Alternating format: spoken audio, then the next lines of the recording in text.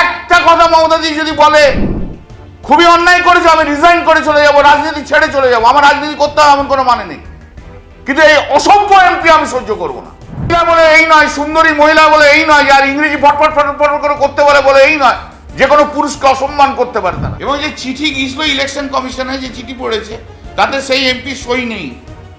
এই মহিলা এমপি আমার মেয়ে নিয়ে কথাবার্তা বলেছে।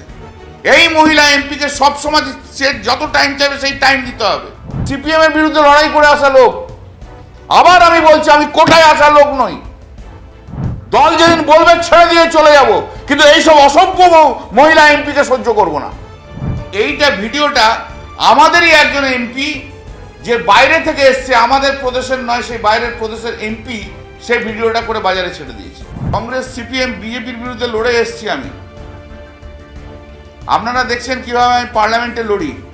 আমি শুধু আদানি আর মোদির বিরুদ্ধে লড়ি না, আমি সবাইকার বিরুদ্ধে লড়ি। সেই মহিলার আর কোনো ইস্যু নেই মহিলা এমপির, একটি আদানি আর একটা Narendra Modi. In the mean time সেই ভদ্রমহিলা দৌড়ে চলে গেলেন বিএসএফকে গিয়ে বলছে arrest my MP, arrest me. ভাই আমি 40 বছর রাজনীতি করছি, কংগ্রেস, সিপিএম, বিজেপির বিরুদ্ধে লড়ে এসছি আমি। আপনারা দেখছেন কিভাবে আমি পার্লামেন্টে লড়ি। আমি শুধু আদানি আর মোদির বিরুদ্ধে লড়ি না, আমি সবাইকার বিরুদ্ধে লড়ি। সেই মহিলার আর কোনো ইস্যু নেই মহিলা এমপির, একটি আদানি আর একটা নরেন্দ্র মোদী। অন্য বিজেপির কোনো নেতাকে চ্যালেঞ্জ করে না, পশ্চিমবাংলার কোনো নেতা সম্বন্ধে কিছু বলে না। তা আমাকে তো সেটা দেখলে হবে না। আমি এখন ন্যাচারালি, তারপরে আই ওয়াজ এক্সাইটেড। আপনারা ভিডিওতে দেখেছেন, আমাকে বলছে অ্যারেস্ট করো। আর এরা কারা? যাদের জীবনে কোনোদিন কোনো কন্ট্রিবিউশন নেই সিপিএম এর রাজনীতিতে। 2009-এর পর এসছে, কেউ তো একজন কংগ্রেসের কোনো মহিলা এমপি তো কংগ্রেসের কোনো এক বড় নেতার বান্ধবী বলে রাজনীতিতে ঢুকে গেছিল জেলাতে। এদের সব ব্যাকগ্রাউন্ড এখানে। তো ন্যাচারালি আই ওয়াজ অ্যানয়েড। ভাই আমি কেন এটা মানবো? আমি আমার মতো একজন লোককে বলছি জেলে ঢোকাও। দেয়ার ওয়াজ এ হট এক্সচেঞ্জ অফ ওয়ার্ডস, বলেছে অশালীন শব্দ ব্যবহার, এটা মিথ্যে কথা সম্পূর্ণ। এবং এইটা ভিডিওটা আমাদেরই একজন এমপি, যে বাইরে থেকে এসছে, আমাদের প্রদেশের নয়, সেই বাইরের প্রদেশের এমপি, সেই ভিডিওটা করে বাজারে ছেড়ে দিয়েছে। এবং এর ব্যাকগ্রাউন্ড একটা রয়েছে। ঠিক তার আগের দিন কীর্তি আজাদ, কয়েকজন মহিলা এমপি এবং 2-4 জন মেল এমপি একটা চিঠিতে সিগনেচার নিয়েছিল। সিগনেচারটা নেওয়ার পর সিগনেচারটা বলেছিল চিঠিতে অ্যাড্রেস টু দি স্পিকার। সেইখানে লিখেছিল যে চিত্তরঞ্জন সন্দেশ একটা দোকান আছে না চিত্তরঞ্জন পার্কে, তার একটা কাউন্টার পার্লামেন্টের ক্যান্টিনে খোলাও। যে মুহূর্তে আমি জানতে পেরেছি, সঙ্গে সঙ্গে আমি বিরোধিতা করেছি, না এটা হতে পারে না। পার্টি না অন্য কথা, পার্টির উইদাউট কনসেন্ট কে দোকান খুলবে, এটা কি করে হয়? আর আমরা তৃণমূল কংগ্রেস প্রাইভেট ব্যবসাতে কখনো আমরা ইন্টারেস্টেড নই। তখন সে আমাকে বলে না এটা তো আমাদের প্রাইভেট ম্যাটার। আমরা no, it is not a private matter. MP হয়ে এসে জিতে এসছো তৃণমূলের পার্টির সিম্বলে, এখানে সিগনেচার কালেকশন করছো এমপিদের, it's not a private matter. চিঠি জমা দিতে পারেনি। ন্যাচারালি রাগ তো আমার উপর জন্মেইছে। কে জানে কোথায় কার কি কথাবার্তা হয়েছিল, জানি না। সে একজন এমপি করেছেন, আমার পিছনে যারা ছিল তাদের মধ্যে একজন, দেখে নিও তোমরা। এবং এই যে মহিলা এমপি, এই মহিলা এমপি গত কিছুদিন আগে আমাকে ছোট লোক বলেছে ইন দি পার্লামেন্ট ইটসেলফ। এই মহিলা এমপি আমার মেয়ে নিয়ে কথাবার্তা বলেছে। এই মহিলা এমপিকে সবসময় সে যত টাইম চাইবে সেই টাইম দিতে হবে। ওর রাগ হচ্ছে আমি কেন ওয়াকআপ বিলে বলেছি। ভাই তুমি যদি কোনো একটা বিল বলতে, যে সামান্য কোনো বিল, আমি নাম বলবো না, না আইডেন্টিফাই হয়ে যাবে, তাতে যদি তুমি 18 মিনিট নাও, তা ওয়াকআপ বিল বলতে যে আমি 35 মিনিট নেব না? তুমি ইন্টারেস্টেড না হতে পারো, ভারতবর্ষে অনেকে ইন্টারেস্টেড আমি ওয়াকআপ বিলে কি বলি সেটা শোনার জন্য ইন্টারেস্টেড। আমি তো সাধারণ মানুষের কথা বলি, তুমি তো শুধু এক শিল্পপতির হয়ে আরেক শিল্পপতিকে অ্যাটাক করো। আরো অনেক কিছু যদি মুখ খোলে আরো অনেক কিছু বলবো, সেটা কিন্তু শুনতে ভালো লাগবে না। এবং যে এমপি এই সমস্ত পলিটিক্সটা করছে, ইন্টারনাল পলিটিক্স, সেই এমপি বাইরের স্টেট থেকে এসছে এবং অন্য দল থেকে এসছে এবং অন্য দলের রাজনীতি করতে বলে সেই দল থেকে বিতাড়িত হয়ে গেছিল। সেটা আমি বলতে পারবো না, তো আমার অনেক ব্যাপারে অনেক কিছু সন্দেহ রয়েছে। নরেন্দ্র মোদীর বিরুদ্ধে বলো, অমিত শাহের বিরুদ্ধে তো কখনো বলো না ভাই। রাজনাথ সিং এর বিরুদ্ধে, পীযূষ গোয়েলের বিরুদ্ধে তো বলো না। শুধু আদানি আর নরেন্দ্র মোদী, আর কেউ বিজেপির নেতা নেই যাদের বলবো না।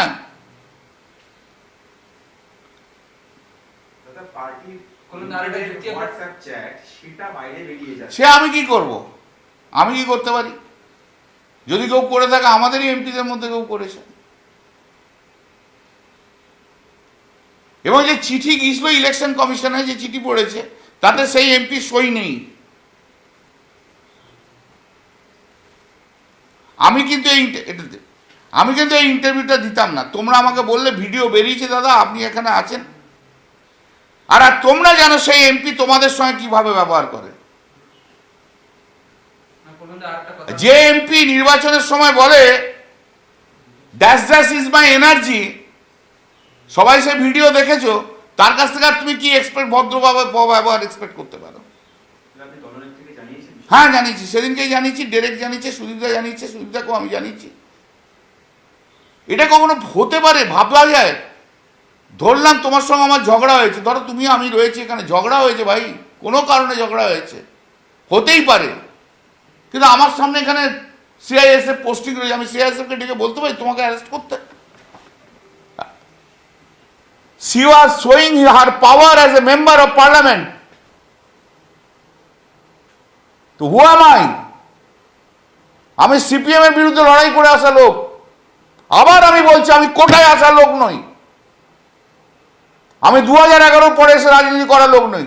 দল যেদিন বলবে ছেড়ে দিয়ে চলে যাব, কিন্তু এইসব অসভ্য মহিলা এমপিকে সহ্য করব না। দিদি একবার বলুক, আমি এক্ষুনি রিজাইন করে বেরিয়ে চলে যাব। মহিলা বলে এই নয়, সুন্দরী মহিলা বলে এই নয়, আর ইংরেজি ফটফট ফটফট করে করতে পারে বলে এই নয়, যে কোনো পুরুষকে অসম্মান করতে পারে তারা। there is a limit of the things.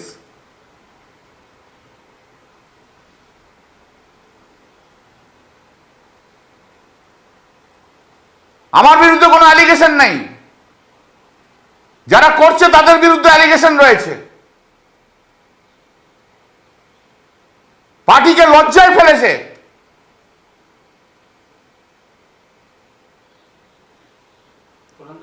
একটা কথা মমতাদি যদি বলে খুবই অন্যায় করেছে, আমি রিজাইন করে চলে যাব, রাজনীতি ছেড়ে চলে যাব, আমার রাজনীতি করতে হবে এমন কোনো মানে নেই, কিন্তু এই অসভ্য এমপি আমি সহ্য করব না।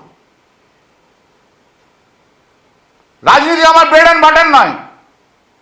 কবে 40 বছর আগে বড় ক্রিকেট প্লেয়ার হয়ে গেছিলাম, এখন আর বাজারে কিছু নেই বলে গরম করে খেলবো, তাও হতে পারে না। যাকে ইচ্ছে গরম দেখানো যায় না, ইমোরাল কাজ করা যায় না, কিন্তু তৃণমূল কংগ্রেস। লড়াইটা আমি পার্লামেন্টের মধ্যে করি, অন্য কেউ করে না। তোমরাই বলো না, তোমরা তো রয়েছো, গলার আওয়াজ কার শুনতে পাও? একটা সেশন আসবো না, দেখে নেবে তৃণমূল কংগ্রেসের পারফরমেন্স কি পার্লামেন্টে, করে ডাকলে তো হবে না। মোদি মুর্দাবাদ, মোদি মুর্দাবাদ ওদের করলে হয় না। কোন পাওয়ারটা অপব্যবহার করে সেটা সৌগত রায়কে তো বলতে হবে। কোন পাওয়ারটা অপব্যবহার করেছে সেটা তো সৌগত রায়কে বলতে হবে।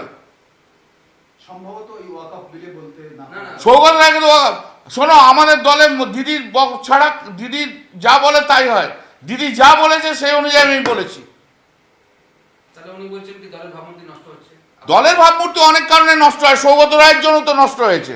সৌগত রায়ের জন্য নষ্ট হয়নি? নারদার টাকা খাওয়ার জন্য সৌগত রায়ের জন্য নষ্ট হয়নি? এই তো কালে একটা ভিডিও এসছে, তাতে বসে বসে সিগারেট খাচ্ছে একটা মিটিংয়ে, তার জন্য দলের ভাবমূর্তি নষ্ট হয়নি? সৌগত রায়ের জন্য অনেক ভাবমূর্তি নষ্ট হয়েছে। সেদিন তো সৌগত রায় পালিয়ে যেত গো। 2016, 17, 18 কথা ভাবো না।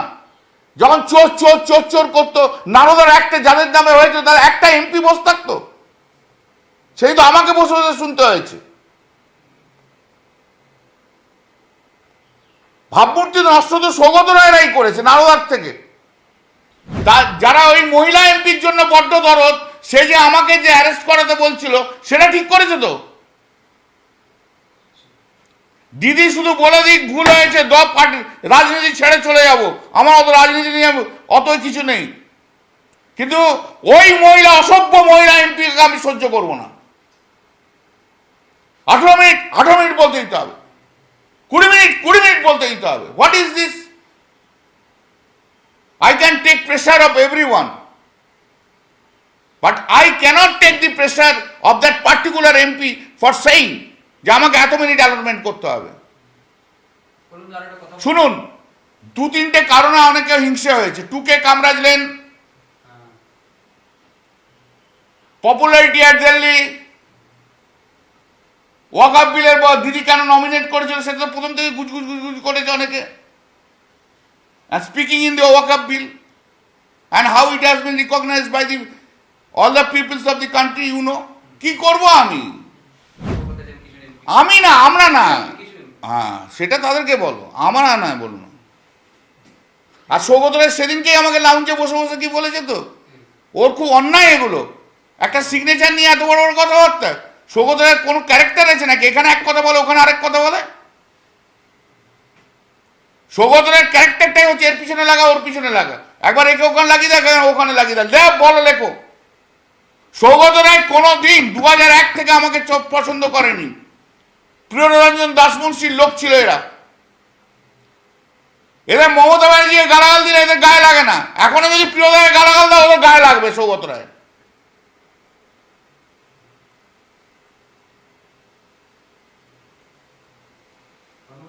ভাবমূর্তি ক্ষুণ্ণ হয়েছে, ওর জন্য তো ভাবমূর্তি আগে ক্ষুণ্ণ হয়েছে। নর্দার চোর, টাকা তো নিয়েছে।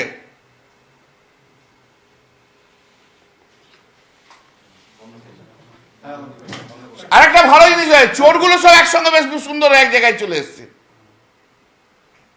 কেউ এর কাছে গিফট দিচ্ছে, কেউ লন্ডনে যাচ্ছে, কেউ নারদার টাকা খাচ্ছে, কেউ অমুকের টাকা খাচ্ছে।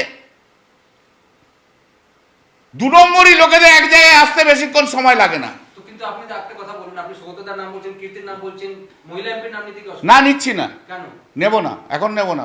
তোমরাও জানো আমিও জানি কে তোমাদের সঙ্গে মিসবিহেভিয়ার করে। কে বলেছিল dash dash is my energy? তার সে মমতাজি বুঝবে কি করবে না করবে। তদন্ত তো ওরা চেয়ে, তদন্ত করুক, বলে দিক, ছেড়ে দিয়ে চলে যাবো, কি এসে যাচ্ছে আমার। ওইসব এমপি, নারদার চোর সৌগত রায়ের মতো এমপি, ওদের নিয়ে দল চলুক। ইন্টারন্যাশনাল ভার্সেটাইল লেডি বলতে কি বোঝায়? যাকে বোঝাচ্ছ তুমিও বুঝছো আমিও বুঝছি। ইন্টারন্যাশনালি ফেমাস না, আমরা তো এই গ্রামের মধ্যে বড়জোর দিল্লি পর্যন্ত, লন্ডন আমেরিকা যাও তবে না বুঝবে। হ্যাঁ হ্যাঁ, ওই ইন্টারন্যাশনাল তো সব। বাংলা হান্টের আরো খবর দেখতে নজর রাখুন। বাংলা খবর মানেই বাংলা হান্ট।